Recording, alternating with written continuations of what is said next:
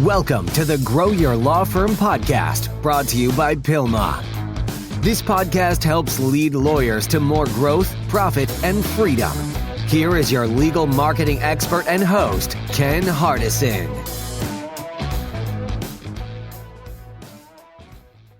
Well, hello, everyone. This is Ken Hardison, and welcome to another episode of Grow Your Law Firm. And today we have the honor and the pleasure of having Cindy Speaker back. It's been a while, but thank you for agreeing to join us today. Oh, thank you, Ken. Nice to be here. And people that don't know Cindy, she is a marketing guru. I've known her I was thinking about it before we got on there, almost 20 years. I think it was 2006 when I first met you. So it's been a while. And you recently spoke at our summit and, gave some great information. And I think, you're doing a lot of video marketing, and I know you've done some stuff for a nonprofit. I know you did a little, what do you call it? A short movie. We did a documentary. I don't know how many years ago it's been, probably 4 or 5, but maybe even longer. But so just all around good person. Thank you.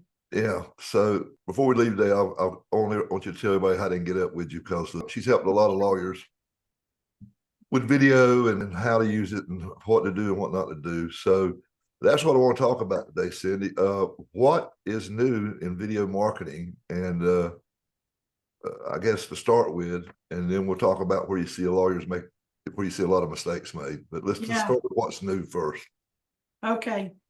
Well, it's interesting, Ken, because I still believe that you need the 25 to 50 solid YouTube style videos that are FAQs that explain your practice, explain the various types of law, explain the most commonly asked questions, and all of those types of things. And I really believe that is important. But the growth of short form video is amazing. And the way that Instagram is going and TikTok and, all of them. So I think that one of the things that I talked about at the summit was this doesn't have to be complicated, because user-generated video is so popular and it's so easy to do because everybody has an iPhone or some kind of a mobile device, and you can take, get video of what's going on in your office. I mean, you can spotlight your employees, you can spotlight clients, you can spotlight your efforts when you're gathering food for some kind of a shelter or something like that, and things like that. So I think on the one hand, the short form video is getting more and more important, but the long form video is never going away, and it's also good. And here's an interesting fact. When I look at the stats and the analytics on YouTube, I'm amazed both ways in what I see. But one of the things that is most interesting to me is how many people are consuming video on television sets. Well, if they're consuming video on television sets, you got to be on YouTube, because Instagram's not going to get you there. And so I think you have to be on YouTube, and you have to be using ads, because, organic reach is just pretty hard to get until you build up a following, and then it kind of takes on a life of its own. Yeah. So, when I'm doing marketing, I'm trying to figure out how to do so, or what I'm going to try some kind of marketing. I always try to figure out what's my purpose, what's my end game, what am I trying to do? Because sometimes, and what I'm asking you, video, I guess you could try to do several different things. Like some of it's, I'm just trying to get established and known, build my brand. Some of it trying to get people to raise their hand and dig a little deeper, or maybe I don't know. I mean, do you look at it when you're trying to advise lawyers when they're doing videos, try to figure out what the purpose behind the video is, and what different purposes should they have? I mean, you talked about the FAQs. Yeah. Well, I think that, one of the things that I talk about is that brand trust is so important in the decision-making process. And nothing creates brand trust faster than video.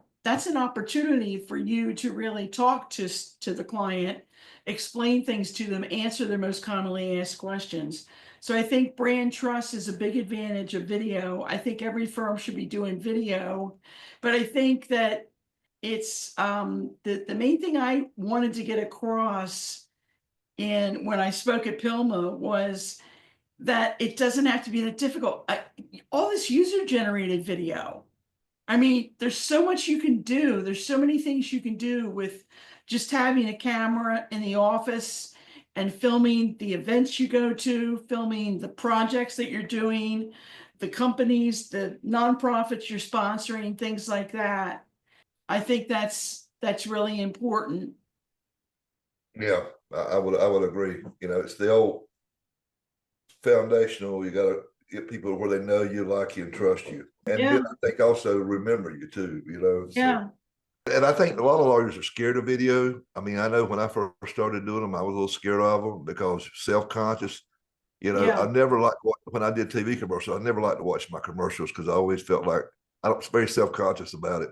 And just to be honest, some lawyers do a heck of a lot better job than other ones. I mean, you know, they got a lot of personality, pizzazz, and some don't. So what do you say to the lawyers that feel uncomfortable in front of a camera and they really they don't feel like, you know, I'm not like some of these guys I see that are getting millions of, you know, that are making a business out of this, getting leads for other lawyers. Right. But, so, you know, they just got a knack for it, right? What do you tell those lawyers? It's interesting because I'll tell you what, in the last year, we're doing almost exclusively done for you videos. And the reason is because my lawyers, and I've typically worked with the big advertising lawyers, they are so busy, they're so involved that you have many problems. You have the problem of getting their time because they're so busy. The second thing, some of them like to be on camera, but most of them do not like to be on camera. And quite a few of them are not really that good on camera. So that's a problem too, if you're not good on camera. So we do a lot of done for you videos where we get, you know, I have a writer that I research, and this is where AI comes in.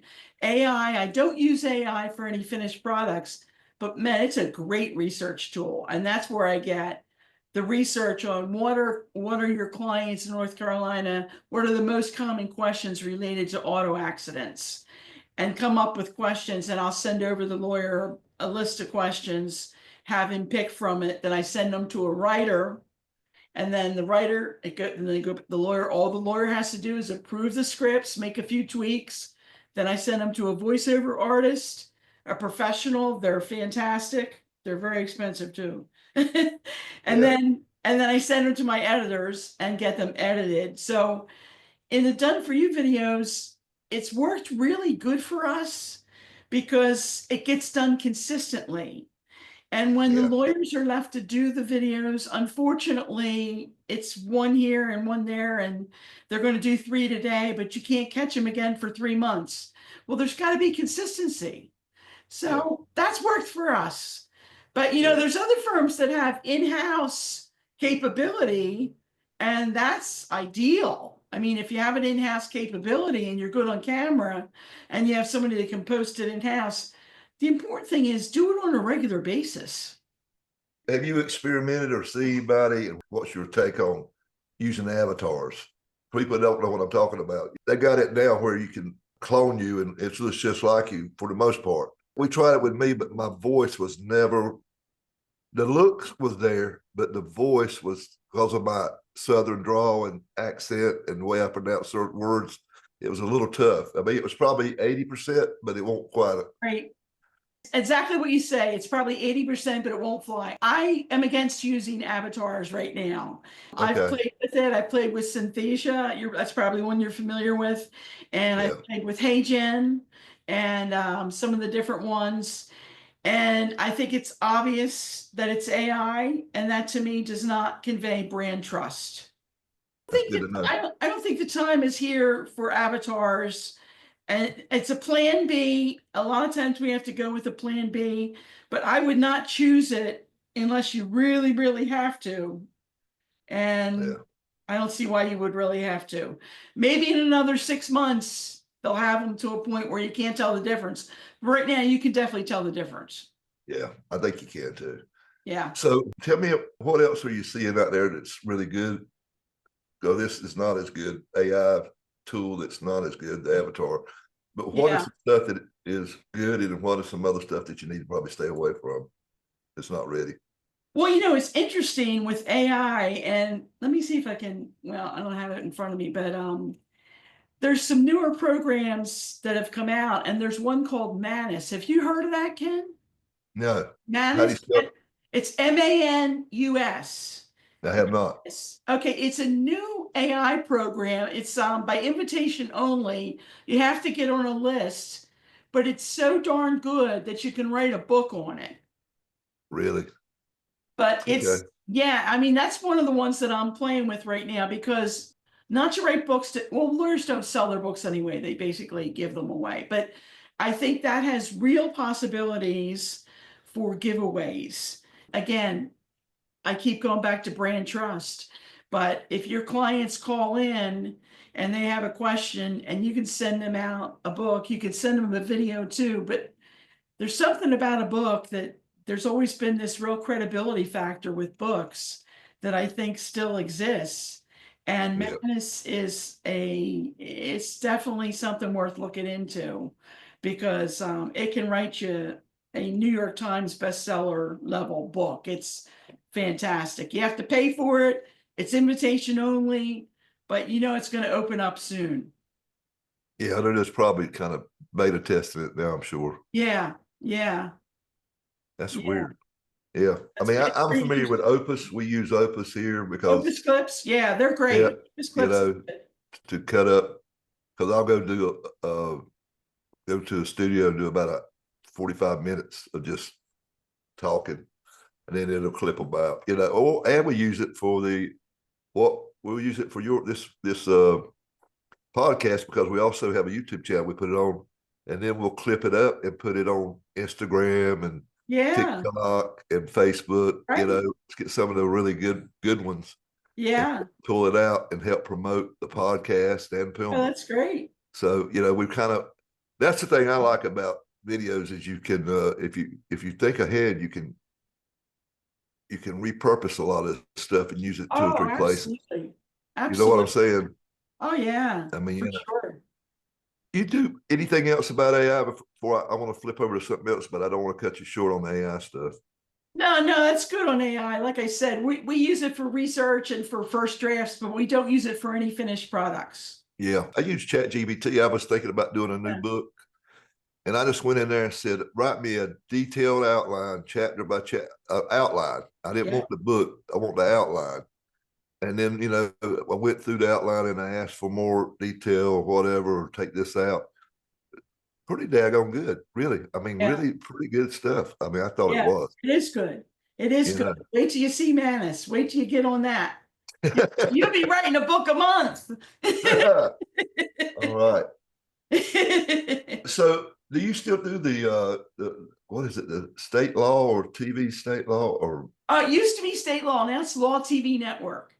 Yeah, Okay. we do Law TV Network, and that's growing, and that's really, I'll tell you, Ken, I'm not getting any younger, and that's really kind of what I'm moving into. I think I'll do the one-to-one with lawyers a couple more years, but then Law TV Network is what I really am moving into, where it's not only a place that houses market exclusive video content for lawyers so that their competition isn't on there, but there's also a directory. So it's doing really well, and I'm really excited about it.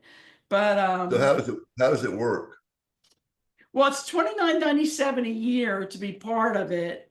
And then for that, what you get is 10 videos a year that you give me. I can do videos if you want to pay extra to have the videos, but we put up 10 videos a year, and then we promote them through the network, and you have a directory, a really nice directory listing, and you have a full channel that has all your videos and things like that. So the other thing is, and this is what I was always going for when I started this years ago, every firm wants to be on CNN or the local TV station, and they can't get there. And to me, this is a plan B, because there's a credibility and expert status that comes with being on a platform called Law TV Network. And Right. so that's really, I think, a big part of the value. But we're value adding some things, and it's been going really good.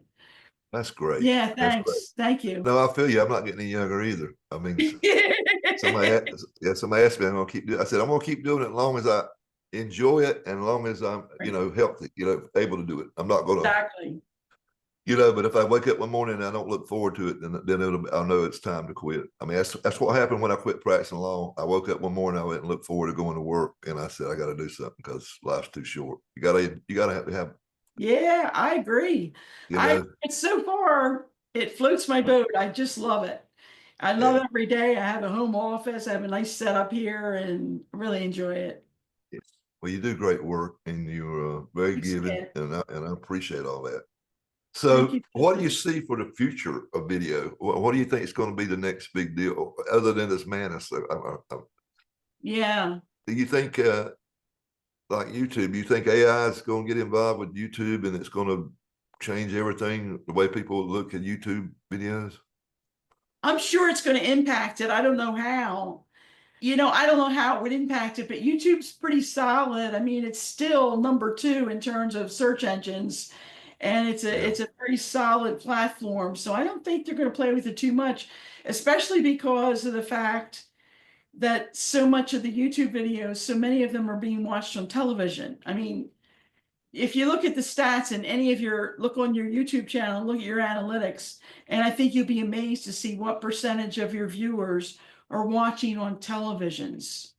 So I think, that probably YouTube may change before broadcast TV changes.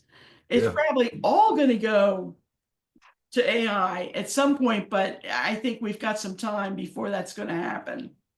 My family, we switched. We're doing YouTube TV, but we also do YouTube.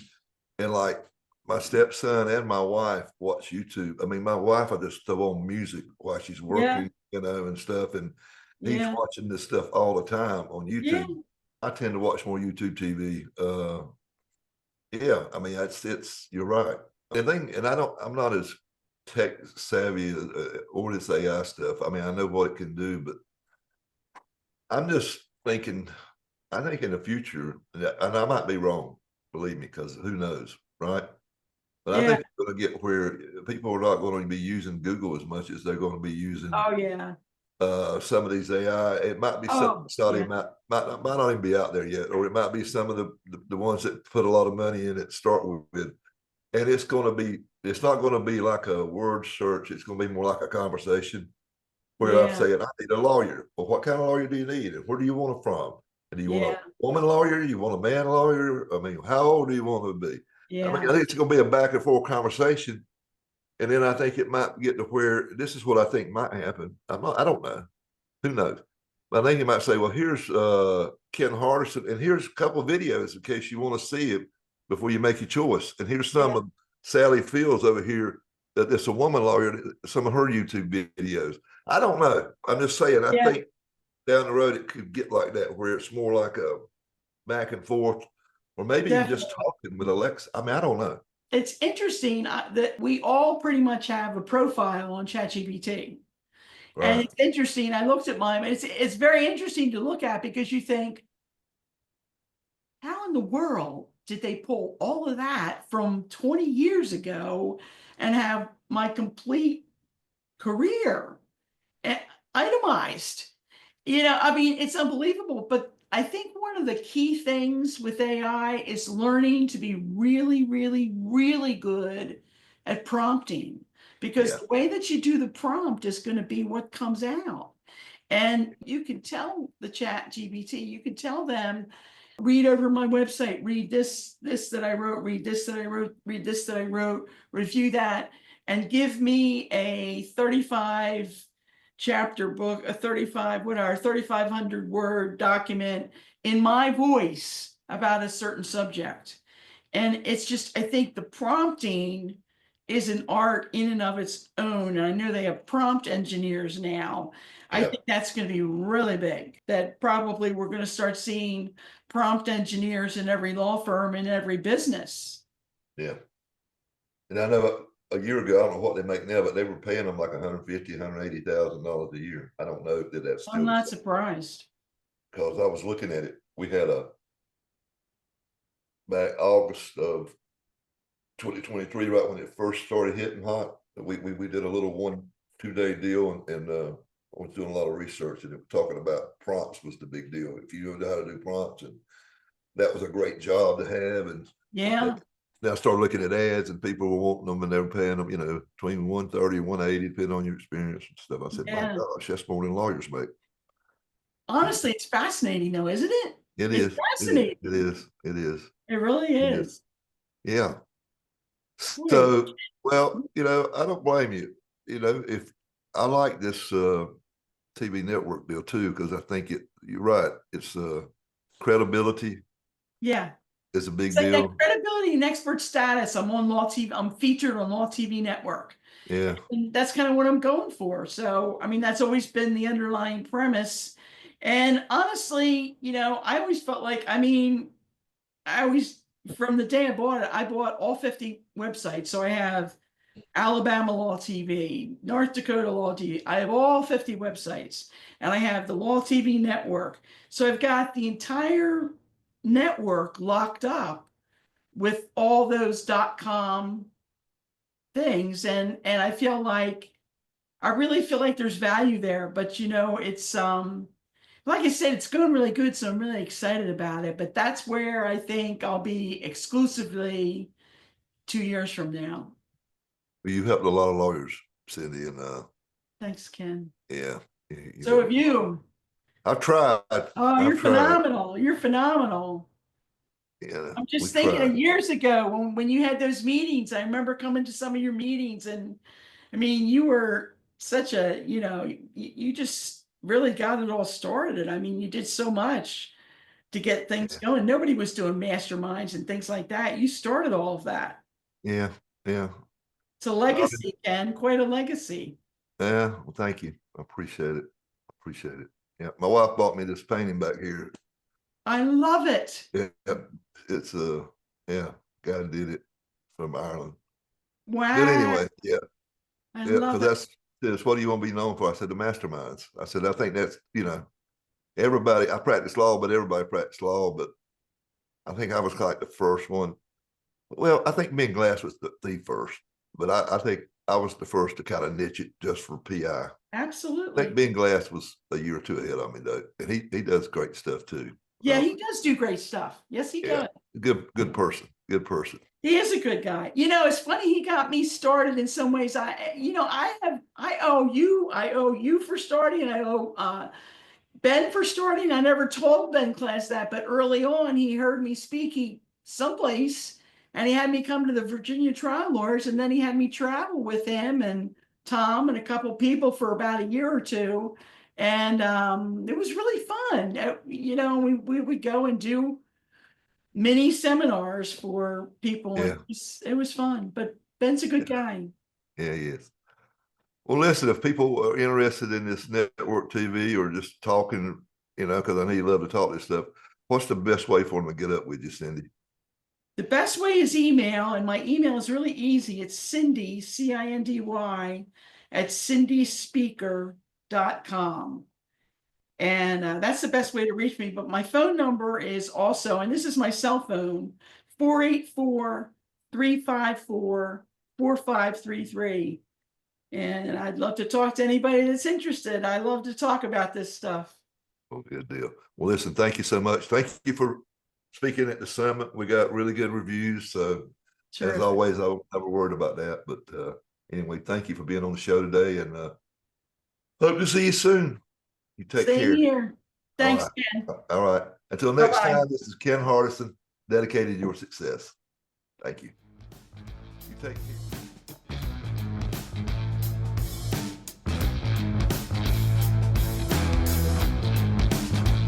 You have been listening to the Grow Your Law Firm podcast, the podcast that leads lawyers to more growth, profit, and freedom. Go to growyourlawfirm.com to find more ways to market and manage your law firm. Please leave us a rating and review wherever you listen to your podcasts.